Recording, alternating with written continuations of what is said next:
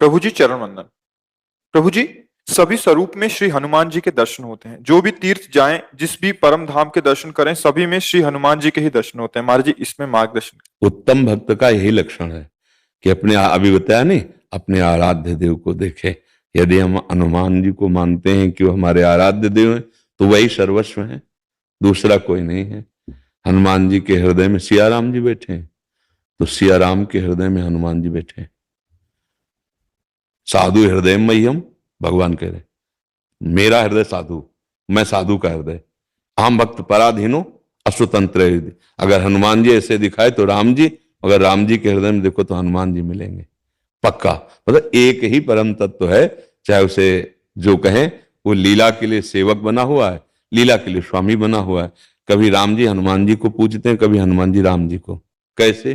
जैसे राम जी रामेश्वर की पूजा कर रहे ना, वही रामेश्वर हनुमान जी बन के उनके चरण पूछ रहे। कोई दूसरा है क्या? आप देखना, हनुमान जी कौन है? स्वयं रुद्र हैं, स्वयं शिव हैं। तो रामेश्वर की पूजा स्थापना कौन कर रहा है? राम जी। तो राम जी के चरणों को कौन लिए हुए? बोले शिव जी। यही तो एक, अगर हम इष्ट पकड़ लिया, अब यहां विचार करना है कि हनुमान जी को पसंद क्या है। हम जिससे प्यार करते हैं उसकी पसंद देखते हैं, उसकी रुचि देखते हैं। हनुमान जी को सिया राम नाम पसंद है।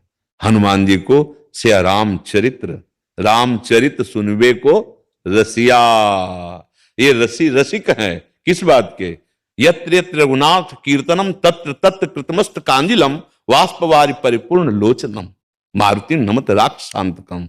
हनुमान जी महाराज आंसू बहाते हुए जहां जहां नाम कीर्तन होता है हरि का, जहां उनके पावन चरित्र का गायन होता है, वहां वहां उपस्थित होते हैं। यत्र यत्र रघुनाथ कीर्तनम तत्र तत्र, वहां वहां विराजमान रहते हैं। तो यदि हम हनुमान जी को इष्ट मानते हैं तो उनको सियाराम जी का जस सुनाए, सियाराम जी का नाम सुनाए, और सर्वत्र उपस्थिति अपने ही आराध्य देव की देखें। किसी भी रूप, जैसे रामकृष्ण परमहंस जी ने कृष्ण का दर्शन काली जी में ही किया। सब भगवत स्वरूपों का दर्शन वो अपनी मां काली में ही करते थे, क्योंकि वही कृष्ण है, वही काली है, वही राम जी बने, वही सर्वत्र हैं, दूसरा कोई नहीं। दूसरा जब तक है तब तक अज्ञान है, वही है, दूसरा नहीं। अब ये कि जो नाम रूप पकड़े उसमें आसक्त हो जाए, जो नाम रूप पकड़े, जैसे कोई राम उपासक, कोई श्याम उपासक, कोई ब्रह्म उपासक, कोई निराकार, कोई साकार, जहां पकड़े जोर से पकड़ ले, एक ही जगह पहुंच जाएगा। वो दो नहीं है।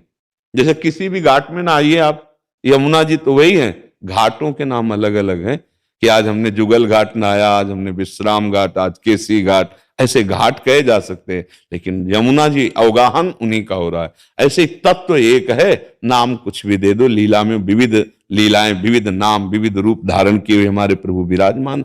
ऐसे अनन्य भाव से रहिए। ये तो बहुत परम मंगलमय है कि अपने आराध्य देव के अनन्य हो जाए। पर हनुमान जी की उपासना में एक सावधानी रखनी है कि उनको अधीन करने की बात ना सोचे शक्ति स्वरूप में, नहीं तो इतनी सामर्थ्य नहीं होती है, फिर वो मतलब बुद्धि विपरीत दिशा में चली जाएगी। समझ पा रहे हैं आप? हनुमान जी को अपने आराध्य देव के रूप में देखा जाए, हनुमान जी को उनसे शक्ति ग्रहण करने की बात, शक्ति की सिद्धियों की बात, फिर दूसरा कुछ हो जाएगा, फिर वो मार्ग प्रेम वाला नहीं रहेगा। नहीं तो हनुमान जी की आराधना का फल सीधा आएगा, राम रसायन तुम्हारे पासा। तुम राम रसायन में डूब जाओगे, भगवान की प्रेम लक्षणा भक्ति में डूब। जब हनुमान जी प्रसन्न होंगे तो वो अपनी रति नहीं प्रदान करेंगे, अंतिम बात मान लेना, वो श्री राम की रति प्रदान करेंगे, क्योंकि वो जिस पर प्रसन्न होते हैं वो अपने हृदय की बात दे देते हैं।